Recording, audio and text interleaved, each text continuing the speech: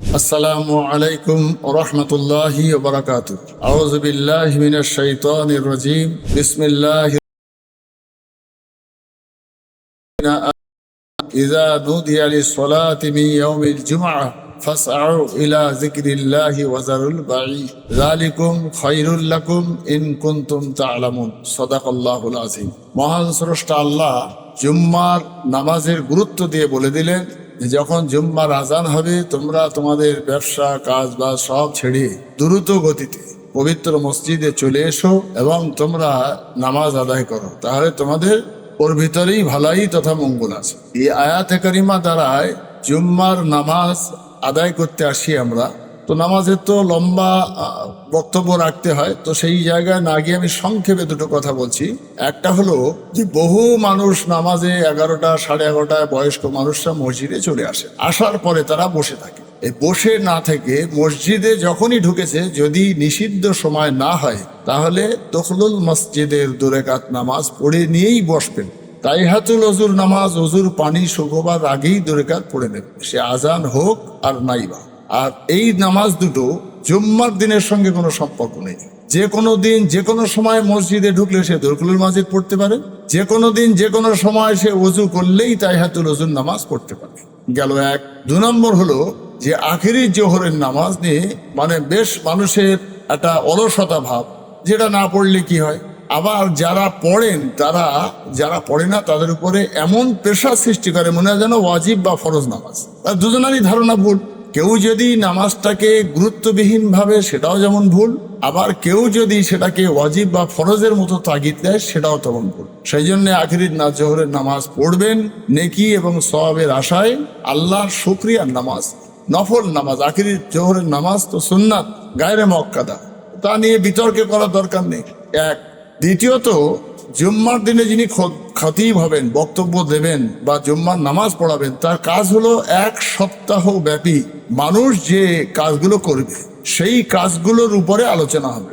নামাজ পড়তে আসবে, সেই নামাজ যাতে কবুল হয় সেই হুকুমগুলো তার শোনানো, সেই নামাজ যাতে কবুল হতে বাধা হয় যে কাজগুলো সে তার থেকে বিরত হওয়া। ওয়ামুরু বিল মারুফ ওয়ানহা আনিল মুনকার, অর্থাৎ নামাজ কবুল হওয়ার জন্য কিছু বিধিনিষেধকে বলে দেওয়া, আর নামাজ কবুল আটকার যে অন্যায় কাজগুলো সে তার থেকে বিরত।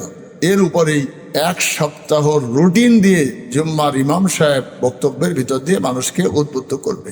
তো সেখানে আমরা দেখেছি যে জুম্মার নামাজে মানুষের যারাই আমরা সিলসিলায় ফুরফুরার লোক বলি, সুন্নি জামাতের লোক বলি, খাজা সাহেবের ভক্ত বলি, আমি অবাক হয়ে যাই যারা পীর মোর্শেদদের ভক্ত মুখে বলে হাঁকাচেল্লা করে, অথচ সেই সমস্ত পীর ও মোর্শেদগণেরা রাতের পর রাত নফল নামাজ পড়ে, তাহাজ্জুদ পড়ে, সুন্নতে গায়ের মুআক্কাদা, জিকির আজগার যেগুলো শরিয়াতে ফরজ ওয়াজিব নয় সেই কাজগুলো করে আল্লাহর নৈকট্য লাভ করলেন। সেই বুজুর্গ লোকেদের অনুসরণ করি আমরা, তাহলে আমার সেই রাত জেগে ইবাদত করা, তাহাজ্জুদ পড়া, আওয়াবিন পড়া, ইরশাদ পড়া, চার্চ পড়া, জিকির আজগার করা, কোরআন পড়া, এসব তো গেল। তার থেকেও ভয়াবহ পরিস্থিতি এদের। মৌখিকভাবে আমরা সুন্নি জামাতের লোক, অথচ জুম্মার দিনে 2 রাকাত নামাজ ইমাম সাহেব পড়িয়ে দেওয়ার পর আর এদের নামাজ পড়া লাগে না। ব্যাস হুড়ুড় করে মসজিদের 12 আনা লোক বেরিয়ে গেল। আপনি কল্পনা করতে পারেন, বাদাল জুম্মার নামাজ সুন্নতে মুআক্কাদা, আপনি সে নামাজটাও ছেড়ে দিলেন। আবার কেউ যদি আখেরি জোহর না পড়ে তার সঙ্গে আপনি ঝগড়া করছেন। তাহলে আখেরি জোহরের নামাজের থেকেও বাদাল জুম্মার নামাজ তো কঠিনতম। তাহলে আখেরি জুম্মার নামাজ গায়রে মুআক্কাদা, ওটা নফলের পর্যায়ে, আর বাদাল জুম্মার নামাজ তো সুন্নতে মুআক্কাদা।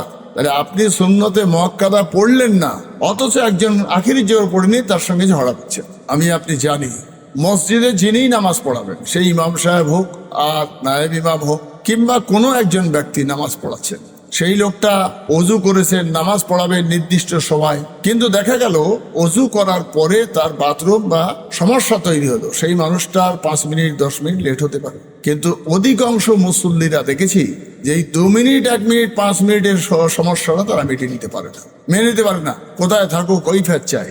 কিন্তু তার ভাবা উচিত যে একটা ট্রেন, একটা গাড়ি, একটা বাস, সে তার গতিতে চলে, আমি প্যাসেঞ্জার, আমরা তাতে উঠতে পারলাম কি পারলাম না সে তার গাড়ি দাঁড়ায় না, আবার আমাকে নিয়ে যেতেই হবে গাড়ির এ ভাবনাও নেই, থাকে না। তা ঠিক তদ্রুপ ভাবে একটা অটো, একটা টোটো ড্রাইভার, সে 4-5জন প্যাসেঞ্জার নিয়ে গাড়ি স্টার্ট করবে, এমন করে তার পেটে মোচড় দিল, সে দৌড়ে চলে গেল বাথরুমে। আপনি গাড়িতে 5-10 মিনিট বসে আছেন, সে আসবে, তারপর গাড়ি ছাড়বে। আপনি ভাবতে পারেন গাড়িটা স্টার্ট করলো, 5 মিনিট যেতে পারলো না, গাড়িটা পাংচার হয়ে গেল। সেখানে আপনি সেই গাড়ি পাংচার সারা বা চাকা পাল্টাতে আপনার 15 মিনিট সময় গেল, সেখানে আপনি বসতে পারেন। তাহলে ঈদের নামাজে দাঁড়িয়ে ছটপটানি, তারাবি নামাজে দাঁড়িয়ে ছটপটানি, আবার কোনো অর্থের নামাজে একটু 2 মিনিট 4 মিনিট ইমাম সাহেবের দেরি হয়ে গেলে ছটপটানি কেন?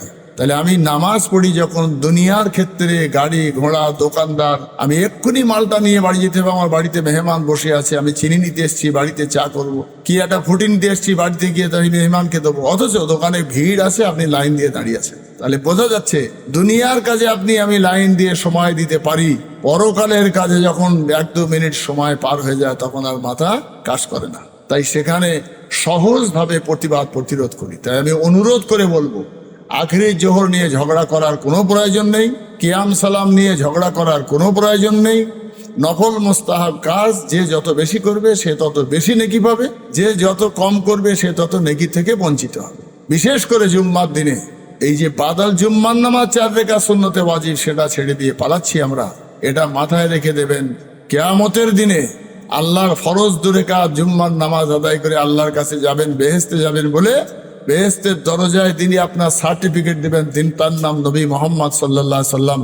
আর তার সুন্নতটাকে আপনি ছেড়ে দিয়ে আপনি বেহেশতে যাওয়ার ভাবনা যদি ভাবেন, নিঃসন্দেহে তিনি সেই দিনে আপনার সার্টিফিকেটে সই করবে না। তাই আপনি জেনে রাখবেন যে এই সমস্ত গাফিলতি না করে, রসুলকে হৃদয়ের ভিতরে রেখে, রসুলের আদর্শটাকে হৃদয়ে রেখে, বিশ্বনবীকে খুব অবহেলা করে তার সুন্নতকে ছেড়ে দিয়ে আপনি যদি বেহেশতে যাওয়ার স্বপ্ন দেখি, ভ্রান্ত ভাবনা। মহান আল্লাহ আমাদের সুন্নতের উপরে গুরুত্ব দিয়ে আর এই মোস্তাহাব নফল জিনিসকে নিয়ে বিতর্ক না করে, কোনো মানুষের সুবিধা অসুবিধের কথাটা ভেবে ধৈর্যশীল হয়ে দুনিয়ার কাজে যেমন আমরা সময় দিতে পারি, লম্বা সময় দিই, তেমন আখিরাতের কাজেও সেখানেও একটু সময় দিই, একজনের অসুবিধাটাকে আমরা বুঝি। আল্লাহ তাআলা আমাদের সঠিক বুঝটুকু দান করুক। ওমা তৌফিক ইল্লা বিল্লাহ। আসসালামু আলাইকুম ওয়া রাহমাতুল্লাহ।